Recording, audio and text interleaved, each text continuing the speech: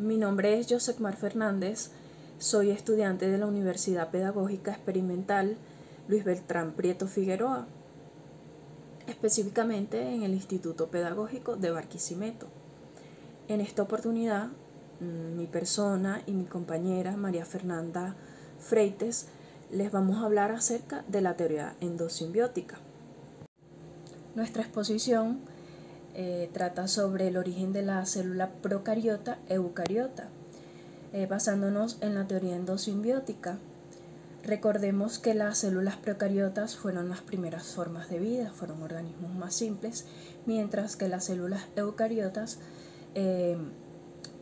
según la teoría endosimbiótica, son células procariotas que fueron invadidas por bacterias o microorganismos que se incorporaron a ella y formaron un organelo más, creando funciones más específicas y haciéndolas un poco más complejas. La teoría de endosimbiosis, recordemos que es que un organismo vive dentro de otro, fue postulada por Lynn Margulis. ¿Quién fue Lynn Margulis?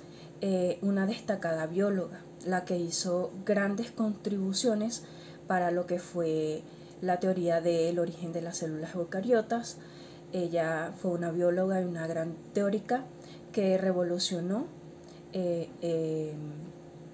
la teoría sobre las células, donde ella indicaba que las células eucariotas, como ya lo mencionó, provenían de una simbiosis entre los microorganismos y que esta simbiosis creó una relación muy funcional donde la célula anfitriona se beneficiaba de esos microorganismos.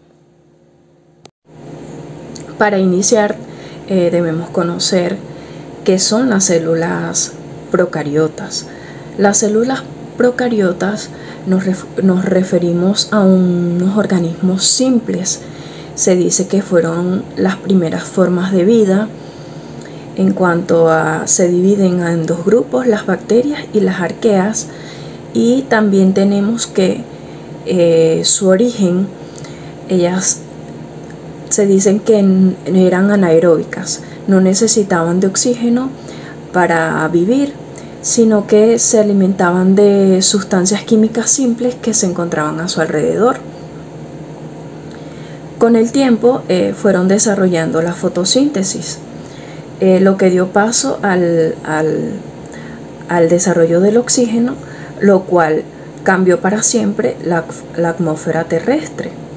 Entre sus características tenemos que son organismos unicelulares, no cuentan con un núcleo definido, tienen pared celular y su ADN se encuentra en el citoplasma. Por otro lado tenemos a las células eucariotas.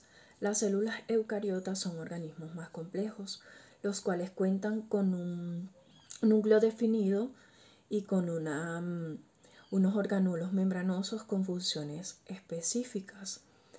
Tenemos el origen de las células eucariotas según la teoría endosimbiótica, que se desarrollaron a partir de células procariotas más complejas, las cuales hicieron simbiosis y fueron creando funciones más complejas.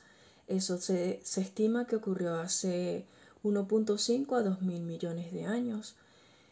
Por otro lado, se habla de la absorción, que fueron bacterias reabsorbidas por células más complejas y se volvieron organulos de ellas.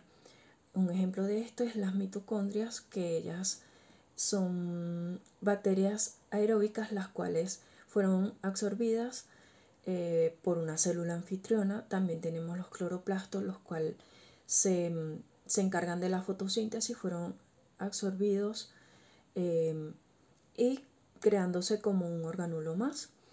Tenemos también que, según esta teoría, se crea una simbiosis bastante beneficiosa para la célula anfitriona y se crea una relación bastante funcional. En cuanto a la diversificación, es que a través de esta de esta simbiosis se crean grupos diversificados, por ejemplo, células eucariotas unicelulares como los protozoos y algas, y los multicelulares están animales, plantas y hongos. Entre las características de las células eucariotas tenemos que tienen un núcleo definido, orgánulos membranosos con funciones específicas y cuentan con funciones un poco más complejas que las células procariotas. En cuanto a la teoría endosimbiótica, tenemos que la endosimbiosis corresponde a una relación simbiótica que hay entre un organismo que vive dentro de otro. La teoría endosimbiótica se refiere a la reabsorción de bacterias, las cuales se incorporan a esa célula como un orgánulo más, creando una función más específica y generando células más complejas. En cuanto a sabemos que las células procariotas fueron las primeras formas de vida, y la reabsorción ocurrió cuando fue invadida una célula y esa bacteria no fue digerida, sino que se incorporó como un orgánulo más, creando funciones específicas. A través de esta simbiosis se crearon muchos beneficios, como yo lo mencionaba. En el caso de las mitocondrias, generando energía para esa célula. Los cloroplastos, a través de la fotosíntesis, generan energía por medio de la luz solar. Esta teoría fue postulada por la bióloga Lynn Margulis en 1970, en la cual ella se basó en la observación de las similitudes de orgánulos presentes en las células eucariotas y bacterias. Hay que destacar que una vez ocurre esta endosimbiosis, la bacteria pierde totalmente su ADN y lo incorpora al núcleo de la célula anfitriona. Así los dejo con mi compañera María Fernanda Freites. Bueno, para continuar estaremos hablando sobre los procesos propuestos para la teoría endosimbiótica. Uno de ellos es la fagocitosis de procariota. En ella se sugiere que una célula procariota ancestral, posiblemente similar a las actuales arqueas, desarrolló la capacidad de fagocitar a otras células. Esto quiere decir que ella desarrolló la capacidad de comer. Al hacerlo, en lugar de digerirlas, algunas de estas células fueron incorporadas y comenzaron a vivir dentro de la célula huésped. También tenemos otro proceso que habla sobre la relación simbiótica. En ella, las células fagocitadas eran probablemente bacterias que podían realizar funciones beneficiosas, como la producción de energía a través de la respiración aeróbica o la fotosíntesis. Esta relación se convirtió en simbiótica, donde ambas partes se beneficiaban. La célula huésped obtenía energía adicional y las bacterias tenían un ambiente seguro y nutrientes. También tenemos la integración genética. Con el tiempo, las bacterias incorporadas comenzaron a perder parte de su material genético, ya que dependían de huésped para muchas funciones vitales. Algunos genes esenciales se trasladaron al núcleo de la célula huésped, mientras que otros permanecieron en el ADN de las bacterias. Como cuarto proceso tenemos la evolución hacia organelos. Acá las bacterias endosimbióticas evolucionaban para convertirse en organelos específicos dentro de la célula. Por ejemplo, tenemos las mitocondrias, que se creen que ellas provenían de bacterias aeróbicas que realizaban respiración celular. Y los cloroplastos se piensan que derivan de cianobacterias que realizaban fotosíntesis. Como quinto proceso tenemos el desarrollo de las células eucariotas complejas. Con el tiempo, estas células eucariotas primitivas continuaron evolucionando y diversificándose, dando lugar a organismos multicelulares y complejos como los que tenemos ahora. La teoría endosimbiótica ha revolucionado nuestra comprensión sobre el origen y ha proporcionado un marco valioso para estudiar la evolución biológica. ¿Qué evidencias respaldan la teoría? Tenemos el ADN circular, donde tanto las mitocondrias como los cloroplastos tienen ADN circular similar al ADN de las bacterias. Esto sugiere que estos organelos tienen un origen bacteriano. Ellas también están compuestas por una doble membrana. Las mitocondrias y los cloroplastos están rodeados por dos membranas. Se cree que la membrana interna proviene de la bacteria original, mientras que la membrana externa se formó al ser fagocitada por la célula huésped. Ribosomas similares. Los ribosomas presentes en mitocondrias y cloroplastos son más similares a los ribosomas bacterianos que a los ribosomas eucariotas. Esto refuerza la idea de que estos organelos tienen un origen procariota. Su reproducción independiente.